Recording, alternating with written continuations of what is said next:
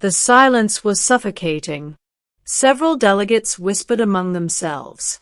Others looked at Ward as if seeing humans for the first time. Ashira finally spoke. "I support the treaty."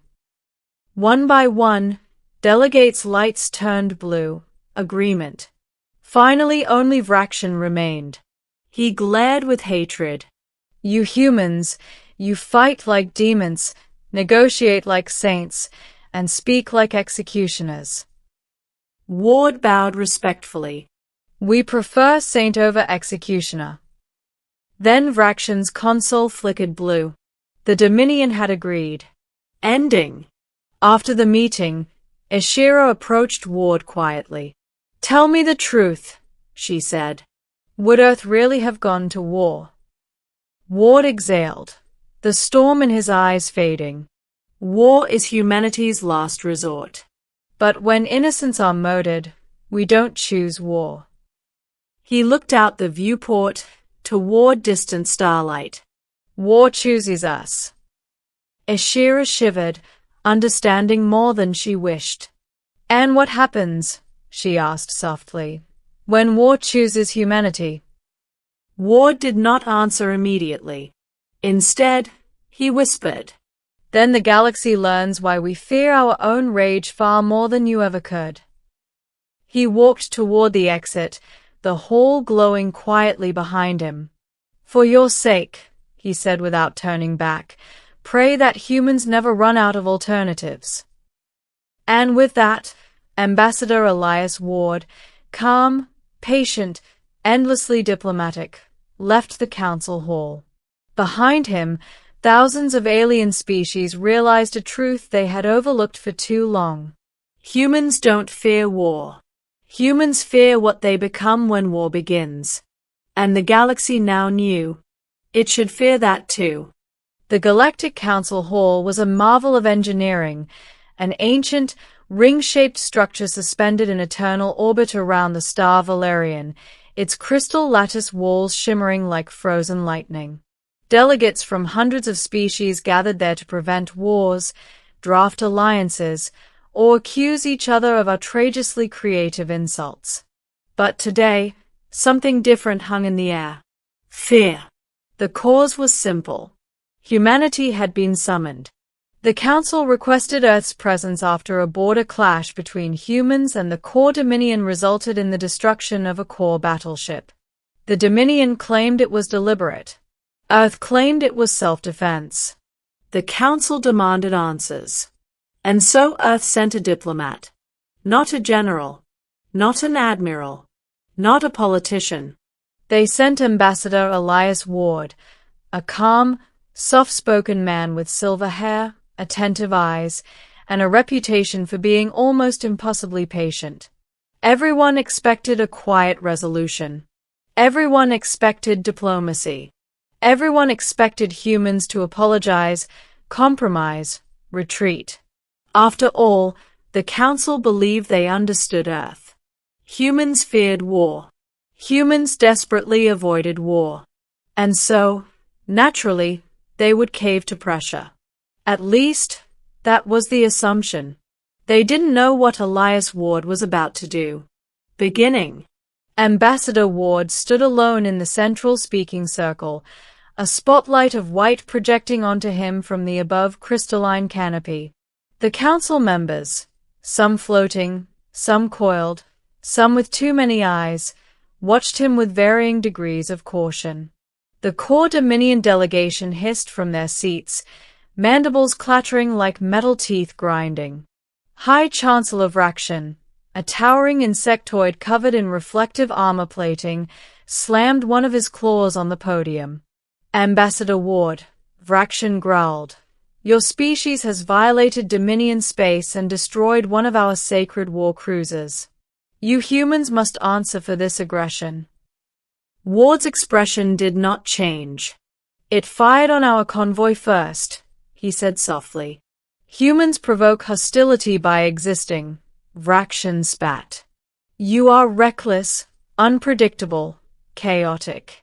You spread like a virus, uncontrolled, undisciplined. You fear war, and thus you lash out when cornered. A rumble of agreement swept through several council species.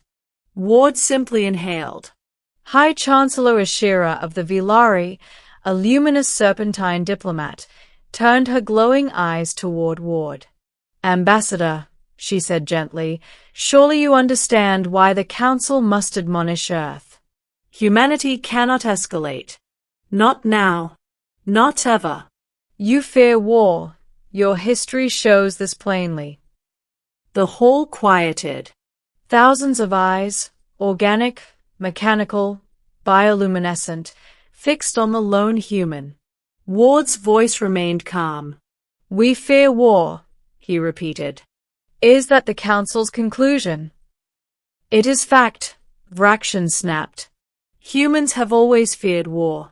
You avoid it at all costs because you know you are fragile. Mortals. Short-lived. You cannot endure the consequences." Ashira added gently, "We ask only that you withdraw your fleets and offer reparations. It will restore peace." Ward lifted his gaze. Behind his calm eyes, a storm began brewing. "Middle Council members," Ward said quietly, "you believe humans fear war." He stepped forward, the spotlight elongating across the crystalline floor like a blade of light. "You believe we avoid conflict because we are weak." His voice sharpened. "But you misunderstand us." The chamber tensed. Vrakshin clicked his claws anxiously. Ashira's glow dimmed. Ward continued. "Humans do not fear war. We fear what war turns us into." A shiver passed through the chamber. For thousands of years, we tore ourselves apart. Not with noble fleets or clean energy weapons, but with mud, fire, famine, smoke. We learned to create hell with our bare hands. His tone never rose, but the hall felt smaller. We know war intimately. We know it so deeply that we built entire philosophies, nations, and treaties just to prevent ourselves from drowning in it again. He let his gaze sweep the room. That isn't fear of war itself. That is fear of the monster humans become when all diplomacy fails. Silence. The kind that feels like a pressure drop before an explosion. Ward's voice lowered further. "You are correct about one thing. Humans try every possible alternative before choosing war."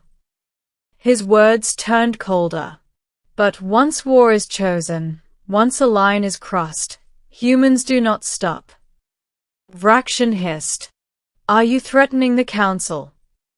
Ward's eyes turned almost predatory. "I am explaining cause and effect." He took one more step forward. The Core Dominion fired on a civilian convoy. Families. Students. Diplomats. 412 humans dead. Vaporized. The Council reacted in waves.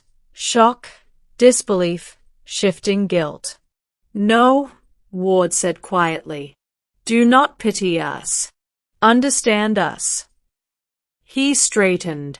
"When you kill our civilians, humans do not fear war." A tremor entered his voice. "We fear that we will not be able to stop ourselves." He exhaled slowly, as if releasing centuries of restraint. "You think we fear war because it destroys us?" "No. We fear war because we know we can become something that destroys you." The chamber erupted. Gasps, hisses, whispers, crackling energy. Ward raised one hand. Every human nation, every faction, every ideology, unifies when threatened from beyond our world. History shows this repeatedly. A flicker of pain crossed his face. We do not want unity under such circumstances, but if forced, Earth will rise as one. Council members shifted nervously. We will not fight as scattered fleets. Not as individual colonies. Not as divided cultures. He leaned forward. We will fight as humanity. A chill surged through the room. Ward finished softly. And that is a war you are not prepared for. The turning point. Vrakshan stood, enraged. You dare threaten the Dominion with extinction? Humans overestimate themselves. Ward looked at him, really looked at him, with the pity one might give a creature too arrogant to realize it stood inches from death. Chancellor, Ward said, we did not come here to threaten. We came here to restrain ourselves.